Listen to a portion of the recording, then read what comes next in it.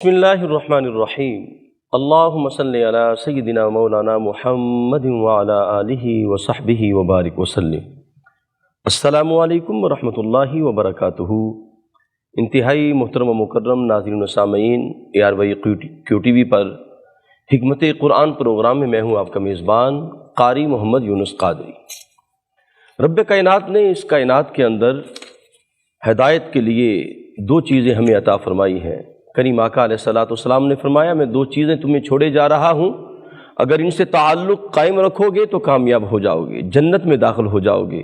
ایک قرآن ہے اور دوسری اہل بیت طہار ہے، اور ترمذی کی روایت ہے، اور یہ حدیث نمبر 3714 نمبر حدیث ہے۔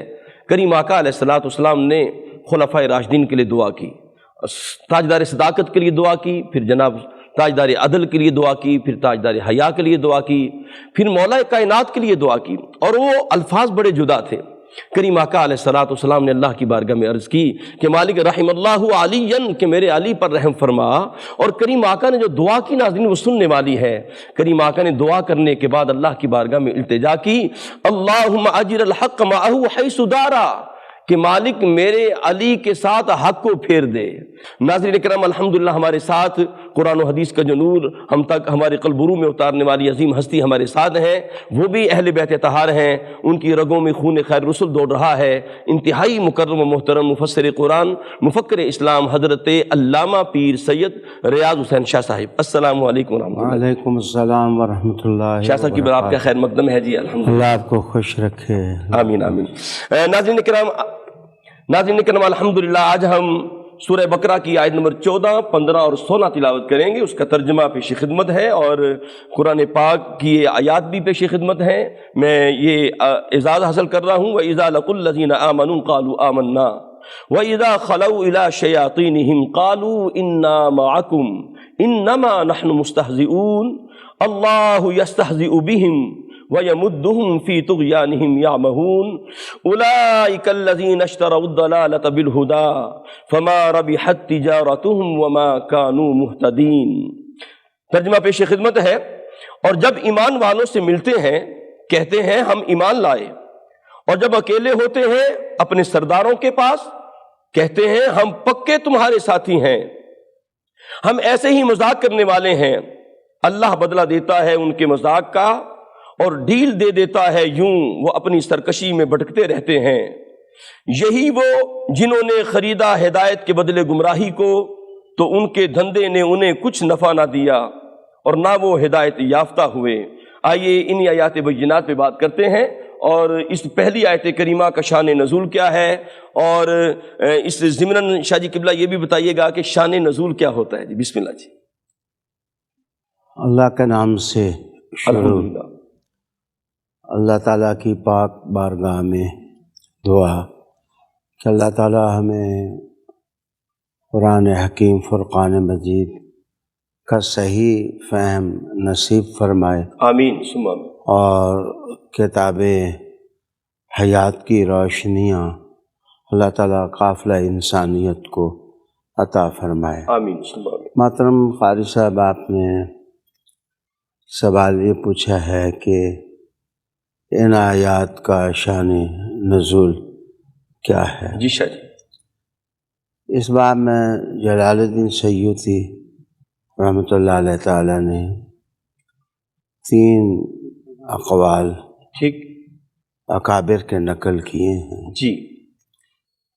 ایک تو شان نزول کا معنی یہ ہوتا ہے کہ عصر رسالت میں ٹھیک، کوئی خاص واقعہ پیش آیا ہو، بالکل ٹھیک، اور اس واقعہ کے تناظر میں اللہ تعالیٰ نے انسانوں کی رہنمائی کی ہو، سبحان اللہ، بالکل ٹھیک، اور رہنمائی کے ساتھ ساتھ وہ جو قضیہ پیش آیا ہو جی، اس کا حل بھی دے دیا گیا ہو۔ واہ واہ، ایک قول تو یہ ہے کہ اسے شان نزول کہتے ہیں۔ بالکل ٹھیک، دوسرا قول اکابر علماء کا یہ ہے کہ جو آیہ کریمہ ہو اس کا من بھی انطباق کہاں کہاں کیا جا سکتا۔ واہ واہ، سبحان اللہ۔ مراد یہ ہے کہ اس آیت سے ملتے جلتے مسائل، واقعات ٹھیک، مختلف ادوار میں پیش آئے ہوں، جی، اور وہ آیت مشعل راہ بن کر رہنمائی کرتی ہو۔ سبحان اللہ۔ تو وہ جتنے بھی واقعات ہیں یا احکام ہیں جی، جن پر یہ آیت چسپاں ہو سکتی ہو امپلیمنٹیشن کے اعتبار سے، جی، اس کو شان نزول سے تعبیر کر دیا جاتا ہے۔ بالکل ٹھیک۔ تیسرا قول اس باب میں یہ ہے کہ قرآن مجید کی جو نزولی حکمتیں ہیں سبحان اللہ، اور جو تربیتی اسباق ہیں وہ کسی آیت کے بارے میں کیسے سیکھے جا سکتے ہیں، اس کو بھی شان نزول سے مفسرین تعبیر کر دیتے ہیں، لیکن زیادہ تر معنی جو ہے وہ پہلا ہی بزرگوں اور اکابر نے اپنی اپنی تفسیروں میں ٹھیک، لیا ہے۔ اس اعتبار سے یہ جو آیات ہمارے زیر مطالعہ ہیں، جی، ان کے بارے میں علامہ اسماعیل حقی رحمۃ اللہ علیہ تعالیٰ نے بیان کیا، سبحان اللہ، اور ابن جریر نے بھی ایک ہلکا سا خفیف سا اشارہ اس طرف کیا کہ عبداللہ بن ابی جو رئیس المنافقین تھا، ٹھیک، وہ حضرت ابو بکر صدیق رضی اللہ تعالیٰ عنہ سے ملا اور مل کے ایسی باتیں کرنے لگا جس سے کسی کو بھڑکانا مقصود ہو، اور لیکن انداز تعریفی تھا ٹھیک، کہ آپ بنو تمیم کے سردار ہیں، آپ عربوں کے سردار ہیں، آپ بڑے عظیم لوگ ہیں۔ اسی طرح پھر اس نے ہاتھ فاروق اعظم رضی اللہ تعالیٰ عنہ سے ملایا، ٹھیک، ملانے کے بعد انہوں نے کہا کہ آپ بنی عدی کے سردار ہیں، آپ کا بڑا مقام ہے، آپ کو بڑی دانش دی گئی ہے، صحیح، اور ماحول کا تجزیہ کرنے میں بڑی آپ کی مہارت ہے۔ تو جب فارغ ہوا تو حضرت علی المرتضیٰ کرم اللہ وجہ الکریم ادھر ہی تھے، سبحان اللہ، تو اس سے جب ہاتھ ملایا جی، تو آپ نے دو ٹوک لفظوں میں کہہ دیا کہ تو منافق ہے، منافقت نہ کر۔ اللہ اکبر، واہ واہ، یہ جو طبقہ جس سے تو ملا ہے، صحیح، یہ لوگ آستان محمدی سے ہلنے والے نہیں ہیں، اللہ اکبر، واہ واہ، اور نہ ہی یہ اسلام پر اور دین مبین پر یہ کوئی سودا کر سکتے ہیں۔ اللہ اکبر، ان کی اول العزمی، ان کی خو استقامت آہا، اور ان کا انداز فکر ایسا ہے واہ واہ، کہ انہوں نے اپنا سودا حضور سے کر رکھا ہے۔ اللہ اکبر، تو اس موقع پر یہ آیات رسالت مآب صلی اللہ علیہ وسلم کے قلب منیر پر نازل ہوئیں، سبحان اللہ، اور ایک فکری جہت اور ڈائریکشن جو ہے وہ قرآن مجید کا مطالعہ کرنے والوں کے لیے سبحان اللہ، قائم کر دی گئی۔ سبحان اللہ، یہی واقعہ لکھا کہ شان نزول میں یہ ایک واقعہ پیش آیا صحیح، رسالت مآب صلی اللہ علیہ وسلم کے شہر نور مدینہ میں، اور اس موقع پر قرآن مجید کی آیات نازل۔ کیا بات، سبحان اللہ، سبحان اللہ۔ شاہ صاحب قبلہ، یہاں پہ ظاہر ہے آپ نے واقعہ سارا بیان کر دیا کہ جب وہ مسلمانوں سے ملتے تو کہتے ہم تمہارے ساتھ ہیں، اور جب وَإِذَا خَلَوْا، اور جب وہ خلوت میں جاتے، یا خلوت سے مراد کیا ہے، اور ان کو کہتے ہم تمہارے ساتھ ہیں، یہ خلاؤ سے مراد کیا ہے؟ دیکھیں، اللہ تعالیٰ آپ کو عزتیں دے، آمین شاہ، ہمارے ساتھ جو ہماری گفتگو سن رہے ہیں اللہ تعالیٰ انہیں بھی روشن دل نصیب کرے۔ آمین، آمین، بات یہ ہے کہ جس وقت بندہ طبعی لحاظ سے خفیف ہو جائے، ٹھیک، بے وقوف ہو جائے، کم ظرف ہو جائے، تو وہ اپنی ذات اور شخصیت کے حصار میں کچھ اس طرح مقید اور محصور ہو جاتا ہے، جی جی، تو اسے اندازہ نہیں ہوتا کہ میں جن لوگوں سے بات کر رہا ہوں مجھ سے زیادہ دانا ہیں، اللہ اکبر، مجھ سے زیادہ عقل مند ہیں، اللہ اکبر، اللہ تعالیٰ نے ان کو ایمان کی روشنیاں دی ہوئی ہیں۔ تو کم ظرف لوگ ہمیشہ اپنے آپ کو چالاک تصور کرتے ہیں ٹھیک، اور چالاک سمجھ کر کے اپنی تیزی سے وہ حالات کا رخ پلٹنا چاہتے ہیں۔ یہ مدینہ شریف کے جو منافق لوگ تھے، جی اس میں کوئی شک نہیں کہ معاشی لحاظ سے اور اقتصادی لحاظ سے آسودہ تھے، کھاتے پیتے لوگ تھے۔ ٹھیک، جو وسائل زندگی ہوتے ہیں ان پر ان کو دسترس تھی۔ ان کا ایک گمان تھا، گھمنڈ تھا کہ ہم اپنی دولت کے ساتھ حالات کا رخ جس سمت چاہیں پھیر لیں گے اور ہم جس کو چاہیں بنا لیں گے۔ ٹھیک، تو مسلمانوں کی مفلوق الحالی اور ان کی غربت کو دیکھ کر یہ اپنے بائیں ہاتھ کا کھیل سمجھتے تھے کہ ہم ان کو شکست دے دیں گے، اور یہ مقصد جو لے کے اٹھے ہیں اور پرچم انہوں نے پکڑا ہے، جی ہم دنوں کے اندر ان کے پرچم کو سرنگوں کر دیں گے۔ اس کے لیے جو انہوں نے منصوبہ بندی کی کہ ان کے بڑے بڑے لوگ جتنے ہیں ٹھیک، ان کے سامنے جاؤ تو ان کی تعریف کرو، ان کی خوبیاں بیان کرو، ان کا ادب بیان کرو، ان کی زیرکی کی بات کرو۔ صحیح ہے، لیکن سوال یہ ہے کہ جو ہمارے ساتھی ہیں کفر اور منافقت کے، جی جی وہ اس طرح تو ہم پر اعتماد نہیں کریں گے، تو ہماری جو ہیں وہ خفیہ میٹنگز ہونی چاہیے، صحیح صحیح صحیح، ہماری خلوتوں میں ملاقاتیں ہونی چاہیے۔ تو ہمیں خلوتوں میں جا کر مضبوط بنیادوں پر اپنے دوستوں کا اعتماد ٹھیک، حاصل کرنا چاہیے۔ صحیح تو قرآن مجید نے یہ جو ان کی دوہری پالیسی تھی، صحیح، اس کا نقشہ کھینچ دیا، کتاب حیات میں کھینچا، اور پہلے یہ کہا کہ وَإِذَا لَقُوا الَّذِينَ آمَنُوا، جی جب یہ ملاقات کرتے ہیں ایمان والوں سے، صحیح، قالوا کہتے ہیں آمنا، ہم ایمان لے آئے۔ گویا وہ ایمان کو ایک بازار اور مارکیٹ کی چیز سمجھتے تھے، وہ یہ نہیں سمجھ سکے تھے کہ ایمان جو ہے وہ تو زمین پر بیٹھنے والے انسان کو عرش اللہ سے مربوط کر دیتا ہے، صحیح، اللہ اور اس کا تعلق اللہ کی ذات سے ایسا ہو جاتا ہے سبحان اللہ، کہ اس کو دھوکہ نہیں دیا جا سکتا۔ واہ واہ واہ، سبحان اللہ، اور دوسری طرف جب اپنی خلوتوں میں جاتے، یعنی وہ میٹنگز، وہ اجلاس جو مسلمانوں کی نظروں سے اوجل ہو کر منعقد کیے جاتے، ان میں اپنے ساتھیوں کو، اپنے سرداروں کو، دوستوں کو یقین دلاتے، ہم تو ویسے ہی دل لگی کر رہے تھے، ہم مذاق کر رہے تھے، ہم ٹھٹھا کر رہے تھے، صحیح، ہم کوئی اندر سے تھوڑے ہی مسلمان ہیں، جی جی، ہم لوگ تو اس دین کے مخالف ہیں۔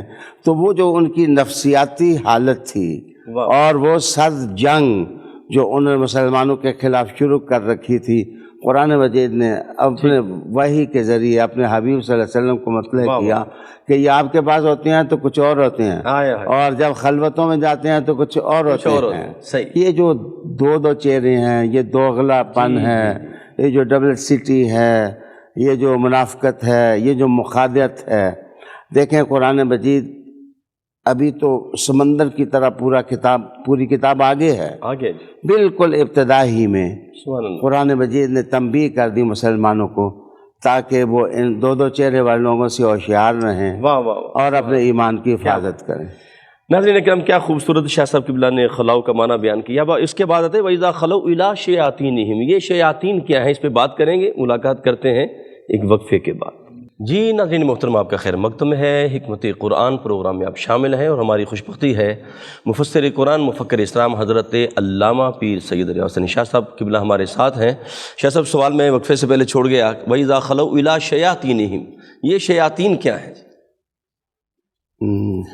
محترم قاری صاحب، اس پر جی میں تھوڑا سا وقت بھی لوں گا جی، بسم اللہ، اور اپنے ناظرین کی آپ کے وساطت سے توجہ بھی چاہوں گا بسم اللہ۔ کہ ویسے تو شیطان یہ لفظ سرکشی کے معنوں میں ٹھیک ٹھیک، استعمال ہوتے ہیں، اور جیسے ابلیس نے آدم علیہ السلام کو گندم کا دانہ کھانے پر اکسایا، اس کے لیے بھی شیطان کا لفظ استعمال ہو جاتا ہے۔ لیکن جس وقت آپ رسالت مآب صلی اللہ علیہ وآلہ وسلم کی احادیث کا مطالعہ کریں تو حضور صلی اللہ علیہ وآلہ وسلم نے یہ شیطان لفظ جو ہے یہ ابلیس کے معنوں میں بھی ٹھیک استعمال کیا ہے، اور وہ شیاطین جو انسانوں کو بہکانے کے لیے ابلیس کی نوکری دیتے ہیں، جی ٹھیک ہے، ان سب کو بھی شیاطین کہا ہے۔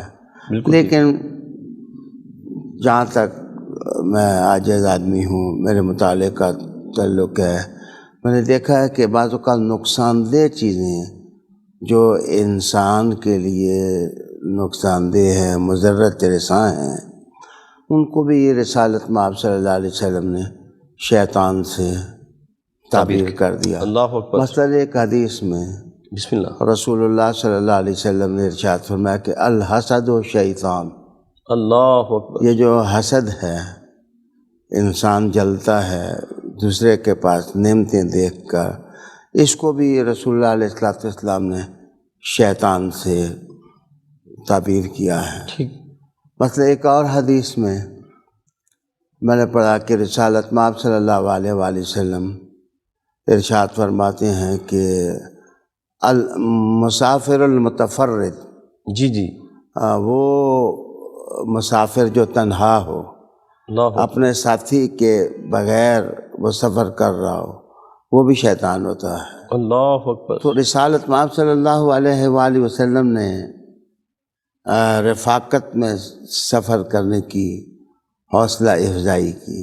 واہ واہ۔ محترم قاری صاحب، اسی طرح میں نے شاہ صاحب یہ پہلی مرتبہ سنا ہے کہ اخلاق رذیلہ کو بھی شیطان کہا گیا۔ رسالت مآب صلی اللہ علیہ وسلم نے مثلاً فرمایا کہ الغضب الشیطان، اللہ اکبر۔ یہ جو غضب ہے، ٹھیک ٹھیک۔ ضرورت سے زیادہ غصہ اور آپے سے باہر ہو جانا، جی جی، اور انتقام میں حدود کراس کر جانا، رسالت مآب صلی اللہ علیہ وسلم نے اس کو بھی شیطان سے تعبیر کی۔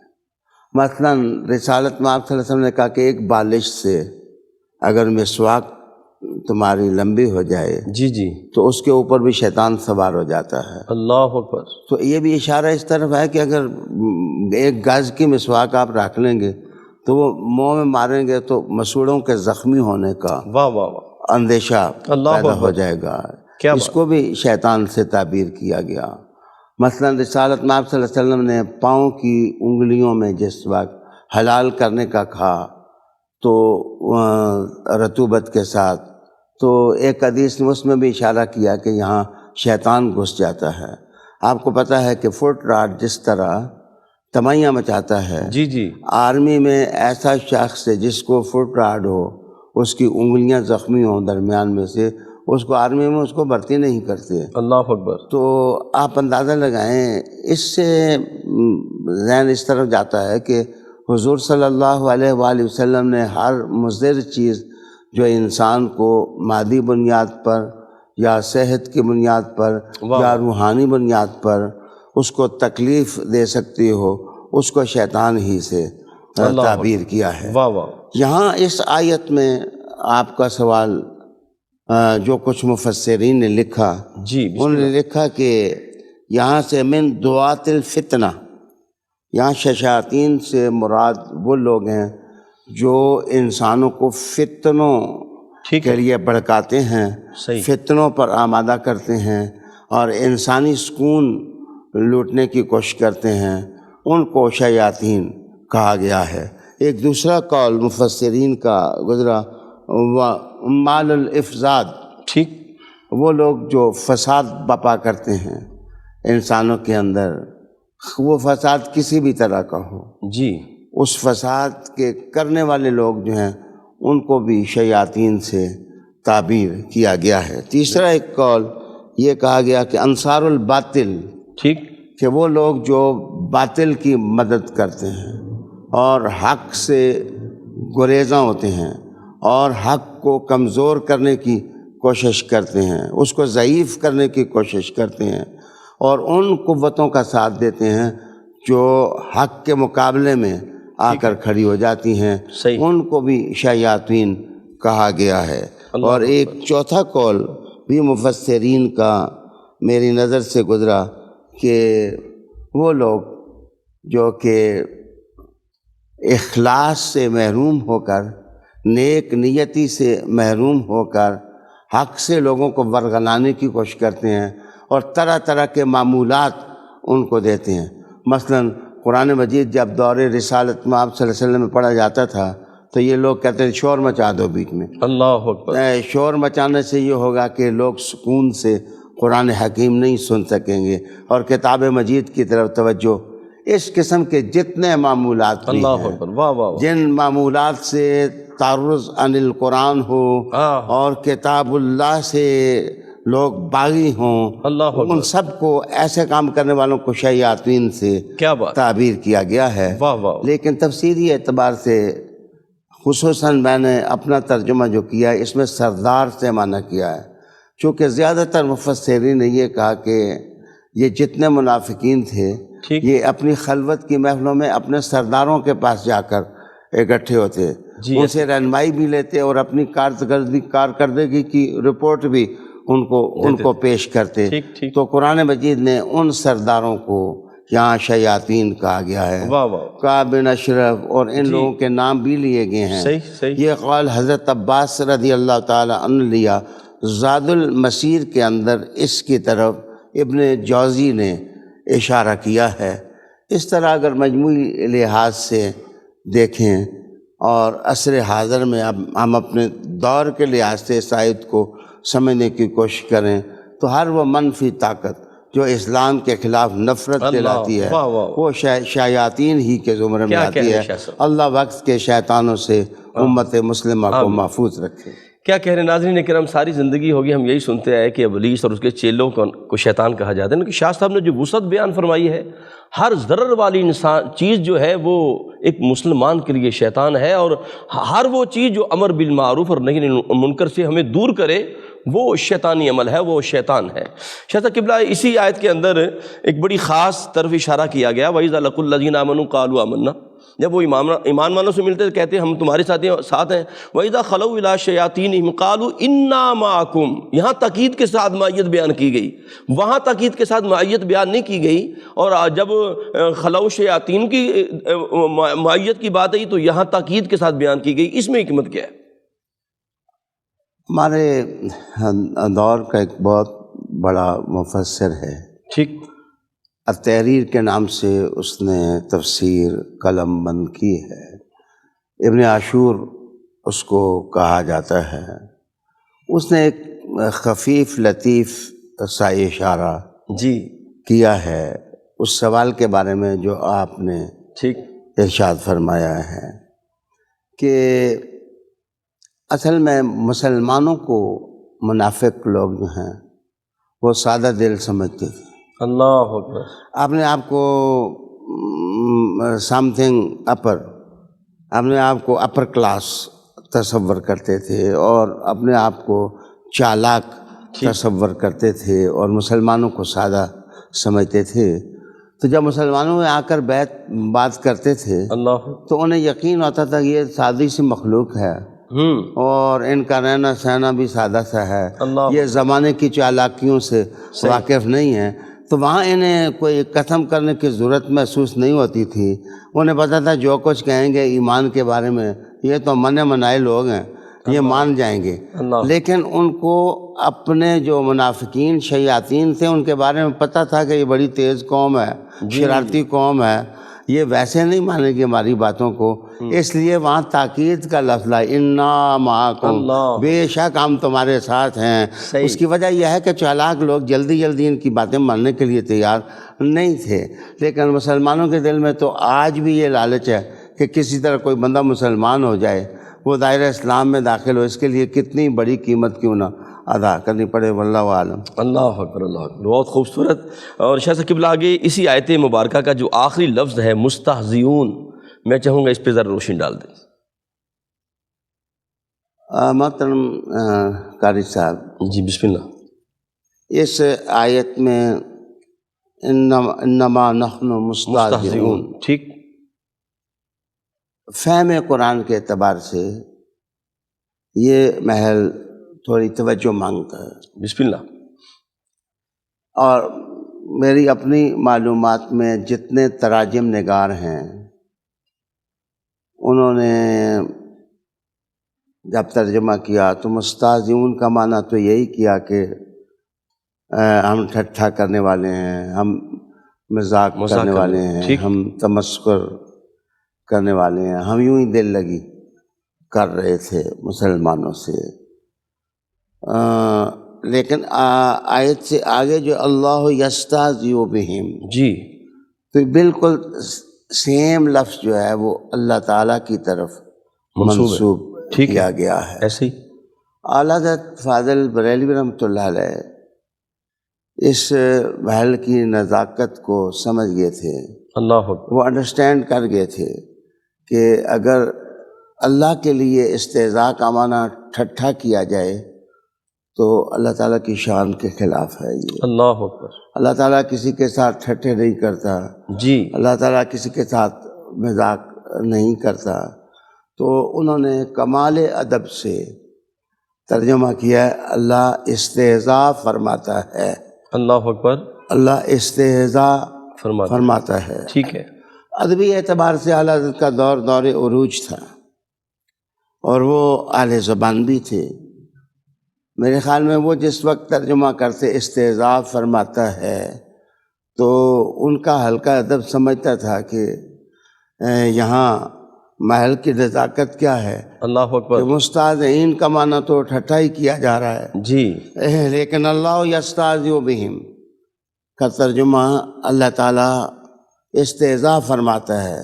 یہ ادب سے اعلیٰ حضرت فاضل بریلوی علیہ الرحمہ نے یہ اسلوب اختیار کیا۔ ٹھیک ہے، لیکن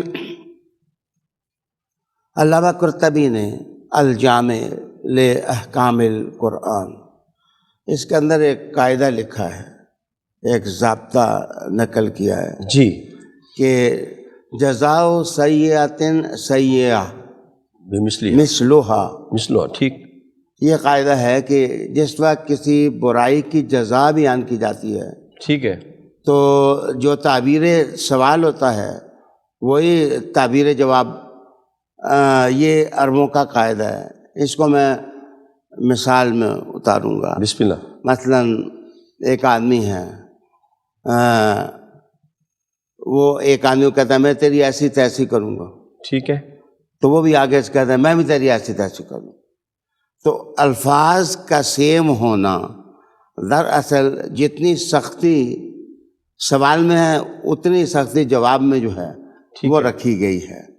تو اسی طرح عرب لوگوں کی عادت تھی کہ وہ جس وقت کو گالی گلوچ کرتے تو جس چیز کو کسی کی طرف منسوب کرتے اگلا جواب دینے والا اسی لفظ سے اس کو جواب دے دیتا۔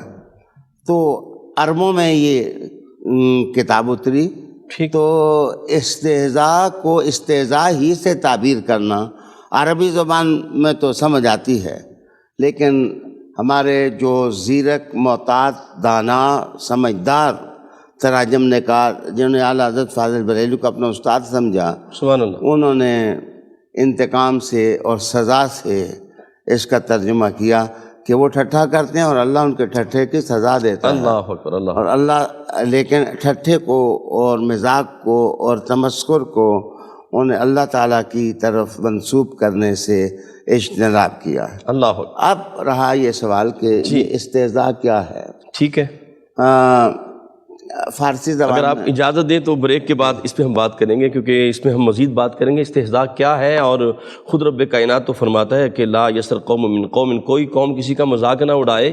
استہزاء کو ہم مزید کھولیں گے، ملاقات کرتے ہیں ایک وقفے کے بعد۔ ناظرین محترم، آپ کا خیر مقدم ہے، حکمت قرآن پروگرام میں آپ شامل ہیں۔ شاہ صاحب قبلہ کی جب گفتگو ہوتی ہے اور اکثر آپ کے خطابات میں بڑا پیارا سا جملہ آپ عطا فرماتے ہیں کہ میں خوش طبی کرنے لگا ہوں، اور میں یہ بھی پوچھوں گا آج خوش طبی اور استہزاء میں کیا فرق ہے؟ ذرا مزید استہزاء کو کھولیے گا جی۔ اللہ تعالیٰ میں بچائے جی کہ ہم قرآن چھوڑ کے کسی اور طرف جائیں۔ ٹھیک، الحمد صحیح۔ ویسے آپ نے جو سوال کیا ہے جی وہاں دل کرتا ہے ٹھیک، کہ لفظوں کی چھیڑ چھاڑ ہو، اللہ اکبر، ترکیبوں کا تناؤ صحیح۔ لایا جائے صحیح اور گلستان ادب سے گل چینی کی جائے۔ جی قاری صاحب میں قرآن مجید کے اندر ہی تھوڑی دیر رہوں گا۔ بسم اللہ۔ یہ فارسی زبان میں ایک گھوڑے کو کہتے ہیں اسب تازی۔ ٹھیک، یہ اسب تازی کیا ہوتا ہے؟ یہ وہ گھوڑا ہوتا ہے جو انتہائی اسمارٹ، ایفیشینٹ، چابک دست، تیز دوڑنے والا، اپنے سوار کو نہ گرانے والا اور اپنی منزل پر کم سے کم وقت میں پہنچنے والا ہو، اس کو الفرس الحازیہ کہہ دیتے ہیں۔ اللہ اکبر، کہ ایسا گھوڑا ٹھیک، جو بہت خفیف، ہلکا پھلکا ہے اور وہ اپنی منزل پر سوار کو پہنچا دیتا ہے۔ تو دراصل باتیں دو قسم کی ہوتی ہیں۔ بعض اوقات باتیں اسکیل ہوتی ہیں پتھروں کی طرح۔ وہ انسان جس طرح گھی کے ڈبے میں پتھر ڈال کر کے اس کو ہلاؤ جی تو جو آواز پیدا ہوتی ہے، بعض آوازیں بھی ایسی ہوتی ہیں، جی الفاظ بھی ایسے ہوتے ہیں کہ وہ پتھروں کی طرح برستے ہیں، بوجھل ہوتے ہیں، اسکیل ہوتے ہیں۔ اور بعض اوقات انسان کمینگی کے دائرے میں قدم رکھ لے تو وہ بڑی ہلکی باتیں کرتا ہے، اللہ اکبر، بڑی تکلیف دینے والی باتیں کرتا ہے، صحیح، تانے دینے والی باتیں کرتا ہے، جس سے اگلے آدمی کی عزت کے ساتھ کھیلا جاتا ہے۔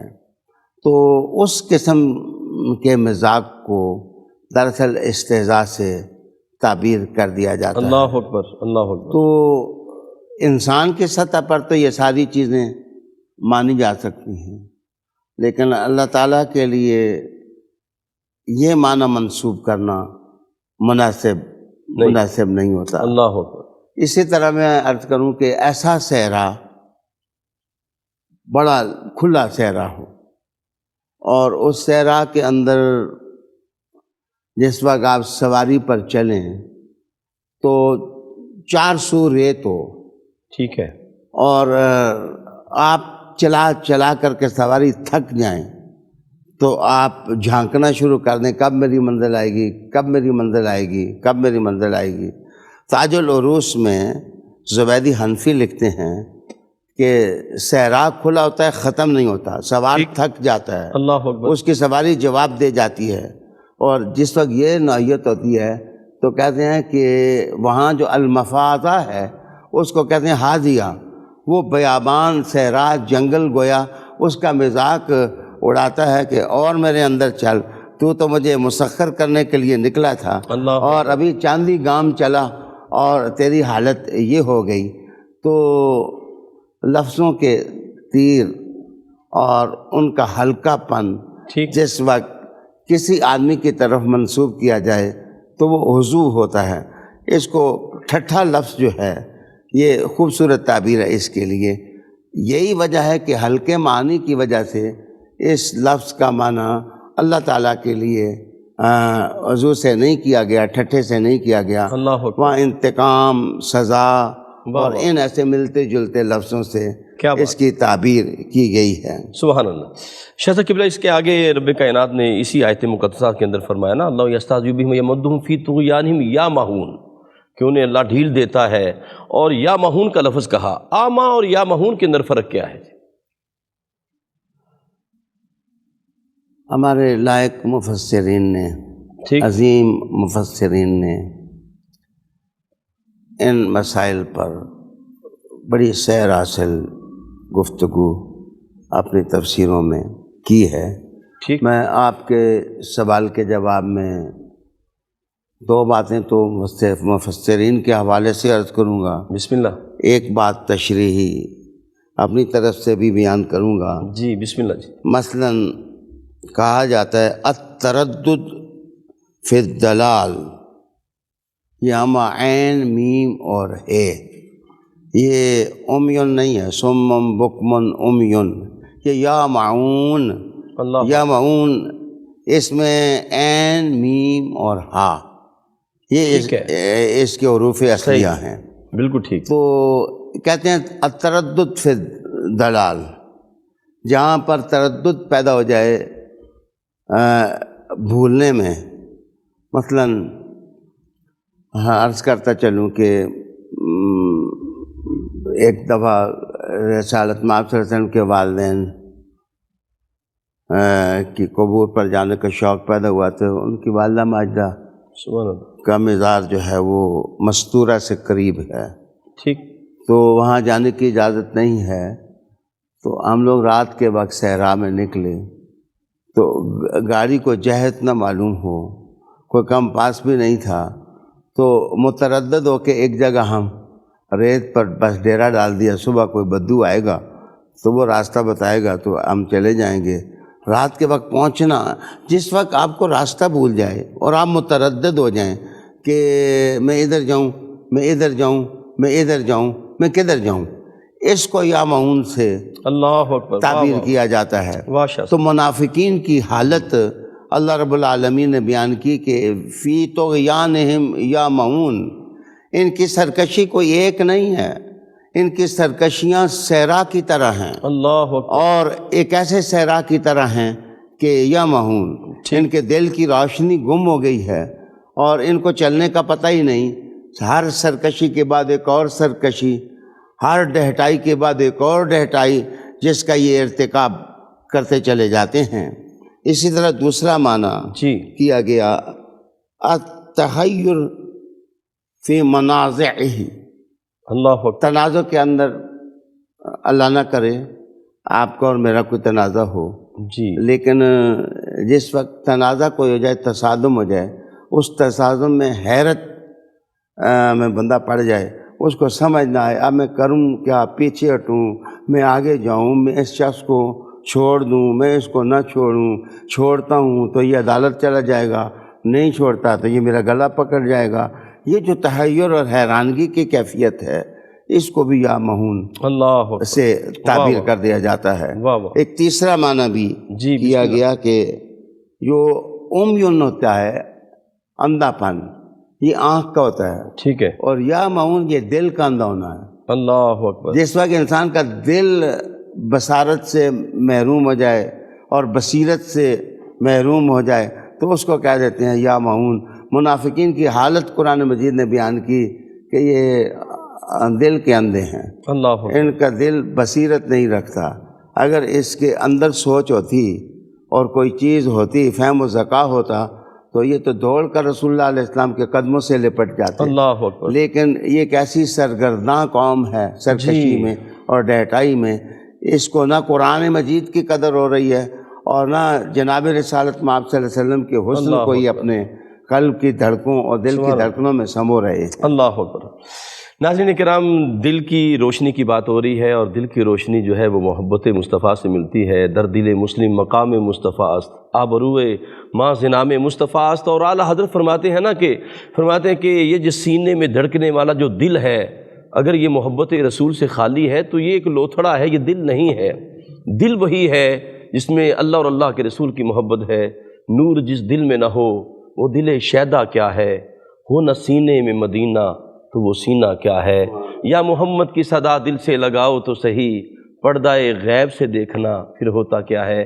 میں حضور قبلہ مفسر قرآن جناب حضرت علامہ پیر سید ریاض حسن شاہ صاحب قبلہ کا شکریہ ادا کرتا ہوں، اس دعا کے ساتھ کہ یہ علم و حکمت کا دریا ہمیشہ رواں رہے، اللہ پاک انہیں صحت و سلامتی والی زندگی عطا فرمائے اور ہم ان سے فیضیاب ہوتے رہیں۔ اپنے میزبان قاری محمد یونس قادری کو اجازت دیجیے۔ السلام علیکم ورحمۃ اللہ وبرکاتہ۔